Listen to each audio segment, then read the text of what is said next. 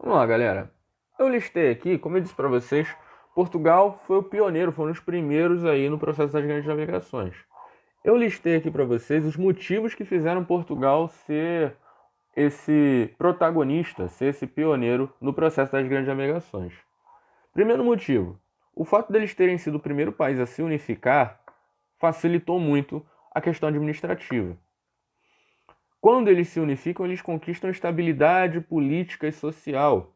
Como eu falei, não tem mais todos aqueles conflitos internos, então eles podem se preocupar com coisas maiores. Outra coisa, posição geográfica. Se a gente observar de novo nesse mapa, a gente percebe que Portugal, esse pontinho aqui em marrom, aqui em cima, de onde sai essa setinha vermelha, Portugal ele tinha uma saída rápida para o mar Mediterrâneo, aqui à direita, para o oceano à esquerda, para o mar do norte para cima, para o continente africano abaixo. Então Portugal tinha uma saída rápida para qualquer lugar. A posição geográfica do Porto de Portugal era muito privilegiada. A burguesia, a galera do dinheiro lá em Portugal, tinha grandes pretensões comerciais e o Estado, a coroa,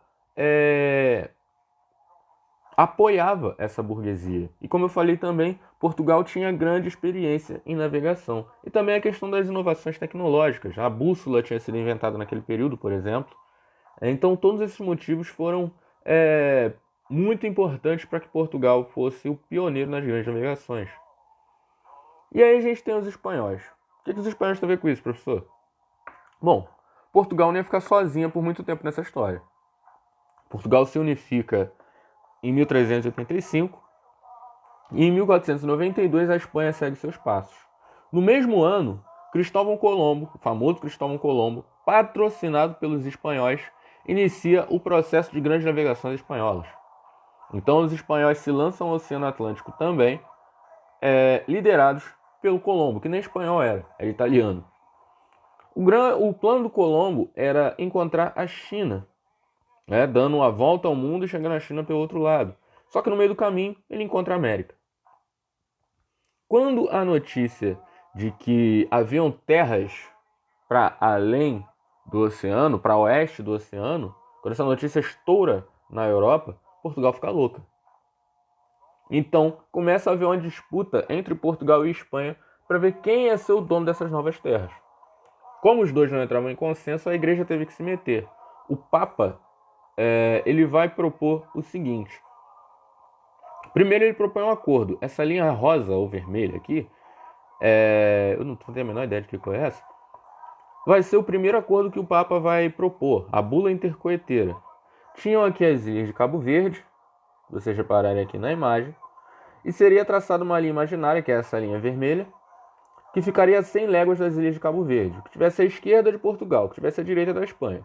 Portugal não aceita esse acordo. Então, essa linha é puxada mais para a esquerda.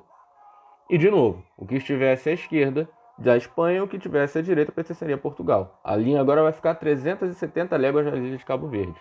Esse acordo, Portugal agora aceita, vai ser o chamado Tratado de Tordesilhas.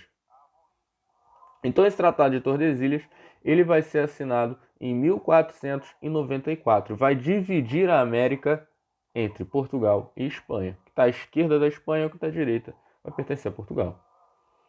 Aí a gente vai ter a Igreja Católica, né? O Papa ele foi o grande protagonista nessa questão e a Igreja Católica, depois de ter perdido toda aquela influência lá nas Cruzadas e mais ainda durante a Reforma Protestante, eles começam a voltar para o cenário a partir de agora, principalmente com a assinatura do Tratado de Tordesilhas.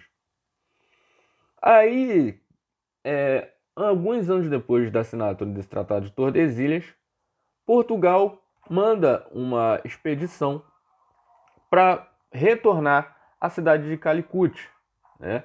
Em 1500, essa expedição parte de Portugal, liderada por um cara chamado Pedro Álvares Cabral. Só que ao invés de ele ir para Calicut, ele dobra à esquerda e vem parar no Brasil. Quando os portugueses chegam aqui, os portugueses não têm exatamente muito interesse no Brasil. Na próxima aula que a gente vai falar mais disso. Mas o interesse de Portugal pelo Brasil vai ser pequeno no primeiro momento. Por quê? Porque Portugal esperava encontrar uma sociedade civilizada, né? No conceito deles de civilização. E eles encontram uma sociedade completamente diferente do que eles esperavam. Então, essa descoberta do Brasil, entre aspas, em 1500, não vai despertar tanto interesse assim em Portugal.